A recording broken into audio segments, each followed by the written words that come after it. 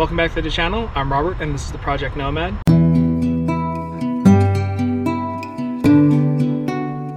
Today I'm currently still waiting on a few parts to finish up the rear suspension of the 4runner, but I want to install some quality of life stuff for the 4runner, and one of them is a hood strut kit for the front so that we no longer have to use this prop to hold everything up, and the gas struts will lift up the hood a little bit higher so it's a little bit easier to work in the engine bay. The hood strut kit that we have is from Striker Engineering, and it basically comes with almost everything that you need in terms of hardware to install it onto the vehicle. You get gas struts, the hardware, which is the ball mounts, rivets, and flat mounts for everything that's going to be drilled in, as well as instructions and a sticker. These struts are pretty strong and we haven't been able to actually compress them, but with the hood and everything it should be good enough for it to go easily up and down, considering the hoods are actually made of steel. Well, let's get into it. So I'm not going to do everything the instructions tell me to do in order, mainly because there are some things that are probably going to get in the way, so I'd rather get some of that stuff out of the way first.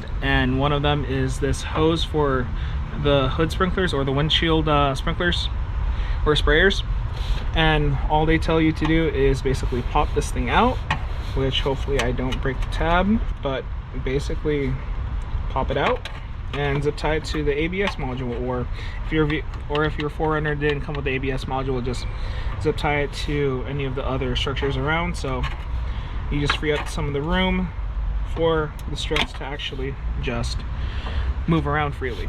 And like I said, the instructions just say to basically just zip tie it to basically anything, and in this case the ABS unit is right here, so I'm just going to zip tie it here, so it's an easy way to get everything out of the way, and I'll trim this after everything's done or in a second.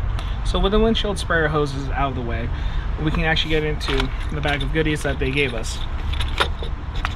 Inside the bag of goodies, we're asked to bring out the ball mount and a washer, and basically thread it into a hole right here, and I'll show you that hole in a second. But there's only 2 ball mounts and 2 washers, so it's kind of obvious which ones you're supposed to grab. They're not side specific, so it's kind of easy to deal with. And here is the hole that they're telling us to thread it into. It's already here. We don't need to drill, we don't need to thread this hole, but we will have to be doing some drilling in a second. I'll show you the opposite side right now as well, and here's the other side here as well. They're already drilled out and tapped, so I don't really have to worry about that. I just have to thread in both bolts and washer. So they say that if the hole is dirty and or rusty, that you should chase the threads, but in our case this is a clean threads. We can just simply thread it in with the beveled washer and tighten everything down. So with this side done, I'm going to move to the other side and just simply thread it in and tighten it up, and it's tight. So we can now move on to the next set of instructions, which is putting the gas struts actually onto these ball mounts. This is one of their gas struts that they give us in the packaging. The end without the cylinder, so the end without the larger cylinder side is the bottom end, and the top side is, well, the side with the cylinder. What they tell us to do in the instructions is make sure both sides are securely tightened onto their threads on both sides.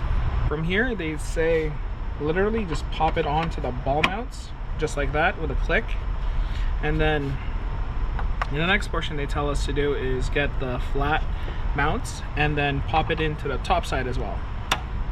And both of these are replaceable and removable. All you need to do is remove the little clasps that are right here on top and on the bottom.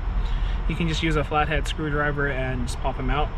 But this brings up to the next portion that we're supposed to do. You might have noticed that throughout this entire video the hood is actually propped up by this extendable pole that I have, and the reason for that is because the instructions tell us to raise the hood roughly 0 to 8 inches above the prop, and this is roughly 6 inches.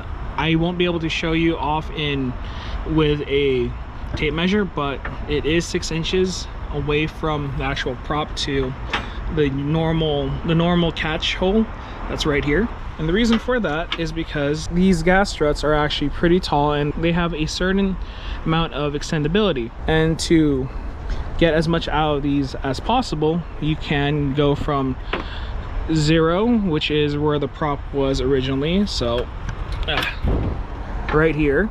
Or you can move it 8 inches higher so that if you want to get in the engine bay, and it is much easier to get in there because the hood is further up. But this leads us to the next portion of this installation. So the next part of the instructions tell us to basically get the flat mount and a piece of painter's tape, and then reach it up as far as you can with some degree of accuracy onto the tape, and then mark off where the hole should be for you to drill out. And from here we basically center punch these holes and then take a 3/16 drill bit and then drill it through, and then insert rivets with the mount and onto the hood. And I'm just gonna get to the other side and make that happen, and then get to drilling, and I'll show you that in a second.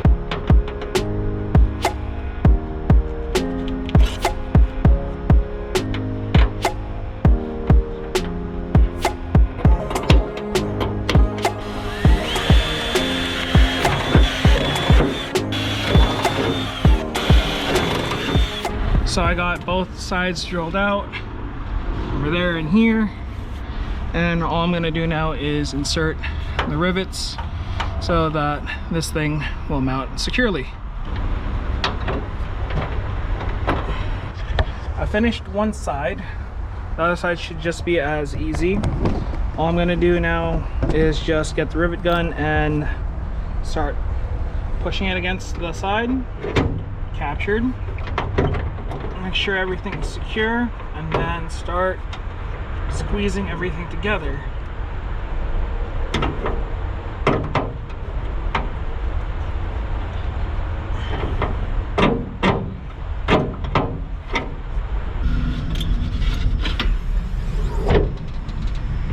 And we're done. That was a relatively easy install. It took less than an hour to really do, including filming. But you do need to have the right tools and basically an instruction manual, and they do provide most of it. You do need a drill, you do need a rivet gun, but everything else they have, but everything else that you need, they provide. So this was a relatively easy thing to install, and it is a really good quality of life improvement, because we no longer need to prop it up. It just swings all the way open. So with all that being said, this was a very quick and easy kit to install. It took me less than an hour and a half, mainly because I was filming. But if you weren't filming, I'm pretty sure you can get this done a whole lot quicker. But if you would like to purchase a kit like this, I'll put a link down in the description down below. And if you'd like to keep watching this content and watching this 4runner get built up into a budget overlander, please like, comment, and subscribe. Thanks for watching, and until next time, be safe and tread lightly.